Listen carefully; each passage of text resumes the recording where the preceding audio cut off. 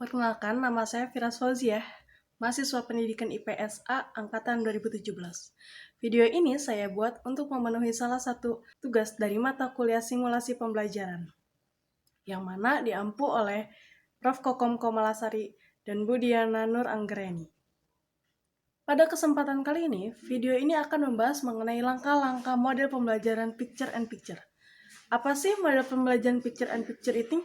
Model pembelajaran picture-in-picture adalah model pembelajaran yang menggunakan gambar, yang kemudian gambar ini perlu diurutkan secara logis, di mana siswa mengerjakan ini secara berkelompok, berdiskusi, dan memastikan semua anggota berpartisipasi aktif dalam proses berpikir kegiatan pembelajaran.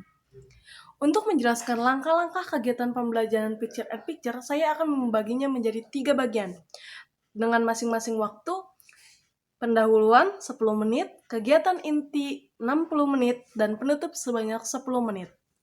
Di dalam kegiatan pendahuluan, di sini guru berperan aktif untuk pertama, menyampaikan KI dan KD, menyampaikan tujuan dan indikator pembelajaran, menyampaikan dan menjelaskan KKM yang telah ditetapkan, dan memberikan motivasi belajar kepada siswa. Motivasi belajar yang saya gunakan untuk disampaikan kepada siswa adalah menggunakan video motivasi pembelajaran yang berbasis pada nilai-nilai gotong royong dan pentingnya mempelajari masa praaksara. Selanjutnya kita akan membahas kegiatan inti. Kegiatan inti di sini guru berperan sangat aktif untuk memberikan stimulus atau penyampaian materi kepada siswa menggunakan media PowerPoint atau media belajar dan gambar-gambar yang ada korelasinya dengan materi pembelajaran.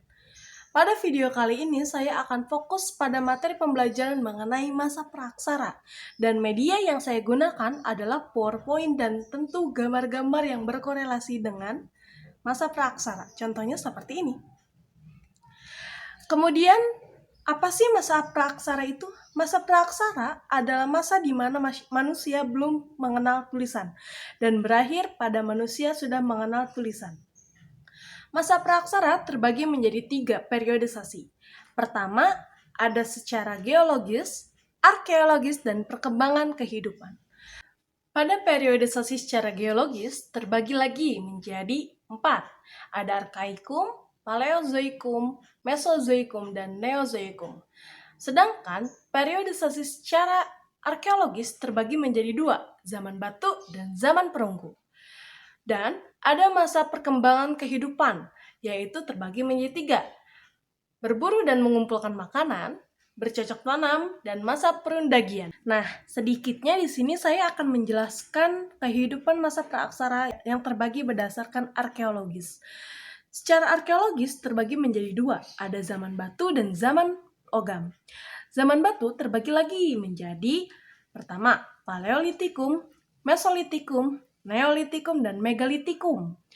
Paleolitikum adalah di mana masyarakat masih belum mengetahui tentang kehidupan, di mana masyarakat hidupnya masih nomaden dan masih berburu makanan.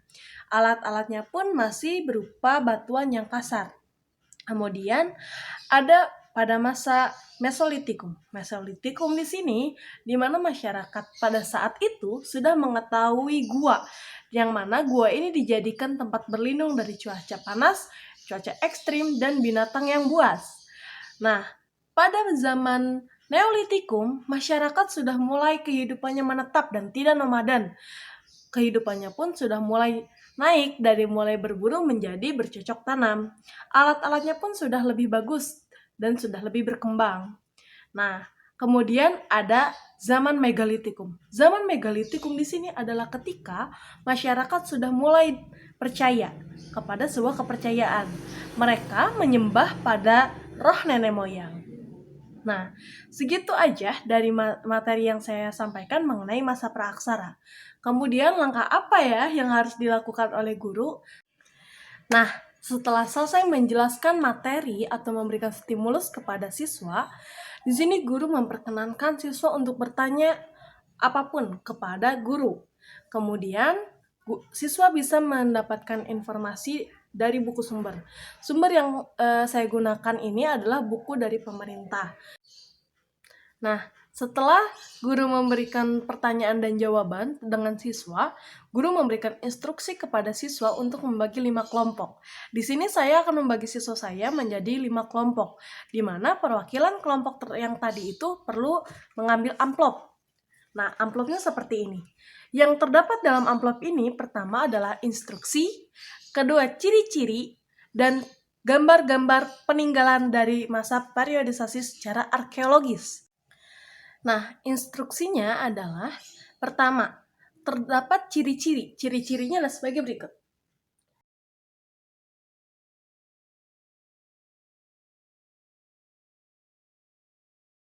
Kemudian, ada gambarnya.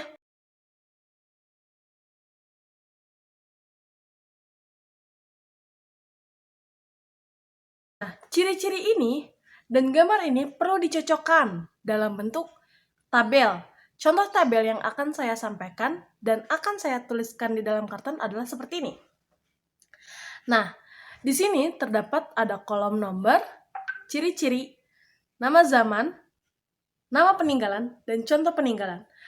Nah, di sini siswa perlu menyocokkan ciri-ciri yang mana yang cocok dengan gambarnya. Sehingga dia perlu mengidentifikasi apa ya nama dari peninggalan ini dan termasuk pada zaman apa ya gambar peninggalan ini. Nah, kemudian harus diurutkan secara logis dan berurutan dari mulai Paleolitikum hingga Megalitikum, zaman perunggu, dan hingga zaman logam. Dengan begitu, siswa dipersilahkan untuk berdiskusi dengan teman kelompoknya. Nah, setelah anak-anak beres menyelesaikan tugasnya, kemudian perwakilan dari tiap kelompok, siapa yang mau, boleh maju ke depan untuk mempresentasikan apa yang sudah didiskusikan tadi oleh kelompok. Ketika temannya presentasi di depan, pastikan semua siswa memperhatikan, karena setiap siswa perlu memberikan tanggapan dan pertanyaan. Nah, kemudian setelah semua siswa selesai berpresentasi atas hasil yang sudah didiskusikan dan teman-teman yang lainnya sudah memberikan tanggapan, kemudian saatnya guru untuk memberikan kesimpulan dan mengarahkan pada jawaban yang benar. Jangan lupa, seorang guru perlu memberikan apresiasi kepada semua siswa, misalnya seperti tepuk tangan dan memuji hasil kerja siswa. Pada pembelajaran kali ini, saya akan memberikan penilaian pertama, sikap, keterampilan, dan pengetahuan. Penilaian sikap dan penilaian keterampilan saya menggunakan rubrik. Rubriknya adalah seperti ini. Ini rubrik penilaian sikap. Kemudian ada rubrik penilaian keterampilan. Nah, ini dua-duanya rubrik penilaian sikap dan keterampilan yang saya gunakan. Kemudian, untuk mengukur pengetahuan siswa, saya juga melakukan rubrik. Pengetahuan ini saya lihat dari mulai mereka memberikan alasan-alasan logis. Kemudian, untuk memastikan pengetahuan di antara semua siswa, saya menggunakan kuis. Kuis yang saya gunakan aplikasi Quizizz. Nah, cara pengerjaannya adalah seperti ini. Adapun pelaksanaan Quizizz ini adalah berjumlah 10 soal dengan poinnya satu soal adalah 10 poin. Sehingga apabila siswa memberikan jawaban dengan benar semua mendapatkan poin 100 poin.